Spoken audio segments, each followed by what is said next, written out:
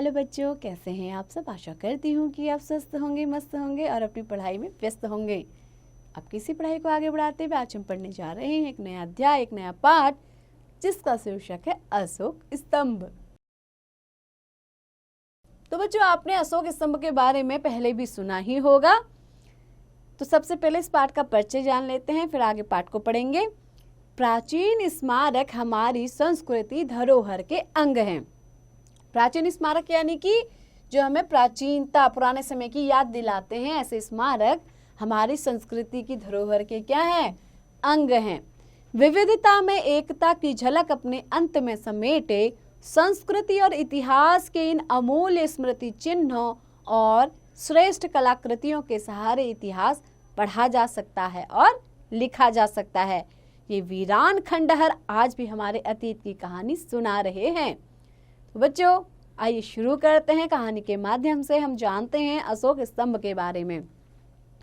गुरुजी कक्षा में आकर बोले, सबसे पहले हम लोग सारनाथ के विषय में पढ़ेंगे।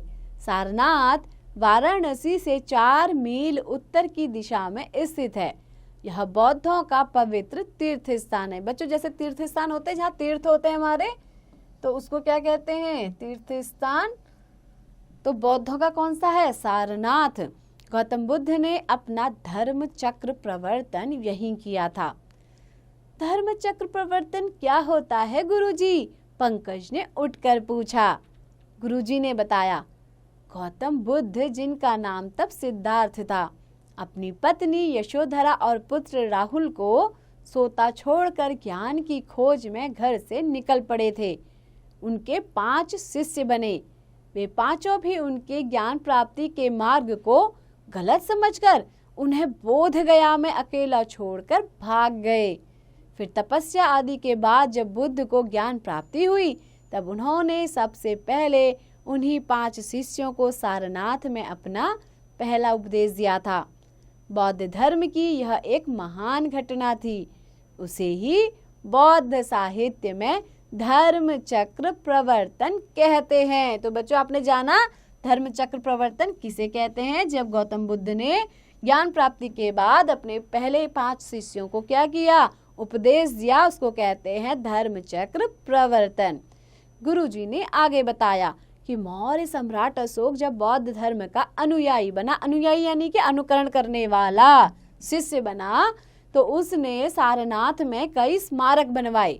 इनमें सबसे प्रमुख है अशोक स्तंभ। इस स्तंभ का शीर्ष भाग 4 सिंहों से युक्त है। सिंह यानी कि शेर। चारों शेरों के मुख एक दूसरे से विपरीत दिशा में है, किंतु पीठ आपस में इस तरह सटी है जैसे एक ही हो। इस शीर्ष भाग की ऊंचाई 6 फुट से अधिक है। सिंहों के बीच में एक चक्र है जो धर्म चक्र है, जिसकी संख्या 24 है। सिंहों की मूंछें, नेत्र, अयाल और खुले हुए मुख अस्वाभाविक होते हुए भी बड़े प्रभावशाली हैं।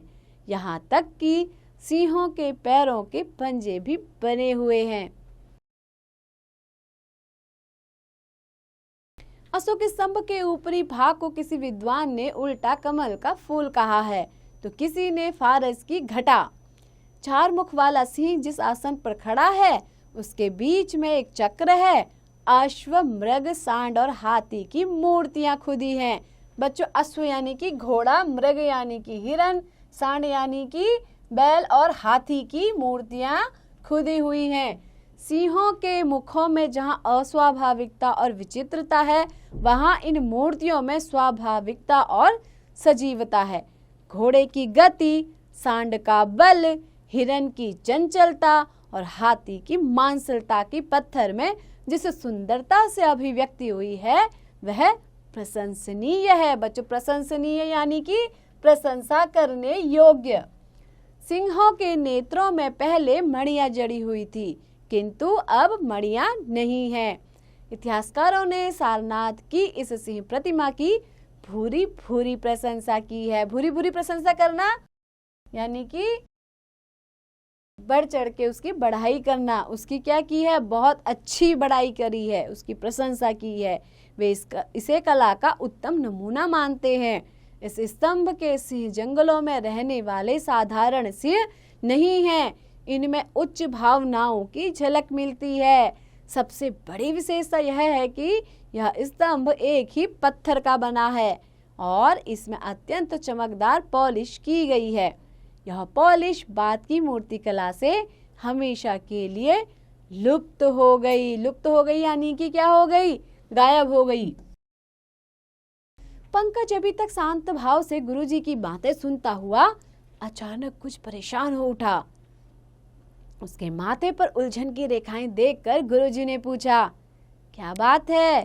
कुछ पूछना चाहते हो तो पूछो। पंकज ने अपनी जेब में से 1 रुपए का नया चमचमाता हुआ सिक्का निकाला और उसे गुरुजी की ओर बढ़ाते हुए बोला, क्या यही अशोक स्तंभ के शीर्ष भाग पर बने सिंह का चित्र है? इसे ही क्या भारत सरकार ने अपने राज चिन्ह के रूप में अपनाया है? हाँ बेटे, तुमने ठीक समझा है। मुझे खुशी है कि तुम मेरी बातों को ध्यान पूर्वक सुन रहे हो। गुरुजी ने बात का सूत्र जोड़ते हुए बताया कि इस स्तंभ के निचले भाग पर ब्राह्मी लिपि में सम्राट अशोक ने अपना लेख खुदवाया है। तो बच्चों, अभी हम जो पढ़ रहे हैं देवनागरी लिपि, इसी की एक प्राचीन लिपि है जिसको कहा जाता है ब्राह्मी लिपि। तो इस लिपि में क्या है? उस स्तंभ पर लेख खुदवाया गया है। न केवल सारनाथ बल्कि सांची, दिल्ली, कौशाम्बी, लुम्बिनी, वैशाली, लौरिया, नंदनगढ़ आदि स्थानों पर भी अशोक ने अपने स्तंभ बनवाए और उन पर लेख खुदवाए। ये स्तंभ नीचे से मोटे तथा ऊपर से पतले होते चले गए हैं। इनका भार 50 टन तथा लंबाई अधिकतम 50 फुट तक है। सारनाथ की प्रसिद्धि धर्म चक्र प्रवर्तन और सिंह शीर्ष वाले स्तंभ के लिए तो है ही, स्तूपों और विहारों के लिए भी है। यहाँ खुदाई में अनेक स्तूपों के खंडहर मिले हैं। सारनाथ का धर्म चक्र स्तूप गुप्त काल में बनवाया गया था। यह गुप्तकालीन कला का श्रेष्ठतम उदाहरण है। इस पर चित्रों और मूर्तियों के अतिरिक्त सुंदर लताएं भी बनी हुई हैं। बच्चों, लताएं यानी कि बेल। इसके अतिरिक्त रेखा गणित की विभिन्न आकृतियां, स्वास्तिक के चिन्ह और लहरें लेता हुआ डंठल युक्त कमल भी अंकित है। इस शिल्पकारी को देखकर चित्त प्रसन्न हो जाता है। बच्चों, चित्त प्रसन्न होना यानी मन खुश हो जाता है। यह स्तूप पत्थर के टुकड़ों को जोड़कर बनाया गया है। सारनाथ की प्रसिद्धि का कारण यहाँ मिली 2 मूर्तियां भी हैं। पहली कनिष्ठ के काल की एक विशाल बोधिसत्व प्रतिमा है और दूसरी गुप्त काल की एक सुंदर धर्म चक्र प्रवर्तन मुद्रा में भगवान बुद्ध की मूर्ति है। बुद्ध मूर्ति केवल अपने सौंदर्य से हमें आकर्षित करती है, अपितु अपने बाहरी और भीतरी सुंदरता से हमारे मन में उल्लास भी जगाती है। बुद्ध के दोनों कंधे सुंदर रेशमी महीन वस्त्रों से ढके हैं। वे वस्त्र पैरों तक है। बुद्ध के माथे पर चारों ओर प्रभा मंडल है। प्रभा मंडल के दोनों ओर 2 देवी मूर्तियां हैं। तो बच्चों, प्रभा मंडल क्या है? जो सिर के चारों ओर बना क्या होता है? आभा मंडल होता है। उसको क्या कहते हैं? प्रभा मंडल। बुद्ध की प्रतिमा के चौकी के बीच में एक धर्म चक्र तथा उसके दोनों ओर 2 हिरण दिखाई देते हैं। मूर्ति के दोनों ओर 2 व्याल अपने माथे पर भारी पत्थर लिए हुए हैं। बच्चों, व्याल यानी कि क्या होते हैं? व्याल कहते हैं हम बाघ को। तो क्या है? 2 व्याल यानी 2 बाघ अपने माथे पर भारी पत्थर लिए हुए हैं। मूर्ति के बाईं ओर एक बालक तथा स्त्री की आकृति है। बुद्ध के चेहरे पर अनुपम शांति, गंभीरता, कांति और अलौकिक सौंदर्य है। जैसे ही गुरुजी की बात खत्म हुई, टन टन टन छुट्टी का घंटा बज गया।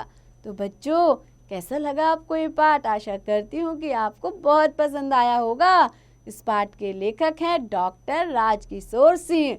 इसमें उन्होंने हमारे देश के अशोक स्तंभ के बारे में बहुत ही महत्वपूर्ण जानकारियाँ आपको प्रदान की हैं। आशा करती हूँ कि आपको अच्छे से समझ में आया होगा और आपने इन नवीन जानकारियों को ग्रहण किया होगा। तो बच्चों ऐसे ही पढ़ते रहिए, आगे बढ़ते रहिए और हाँ, कभी मौका मिले तो अशोक स्तंभ देखने जरूर जाइएगा, सारनाथ जरूर घूमिएगा और अभ्यास भी जरूर कीजिए।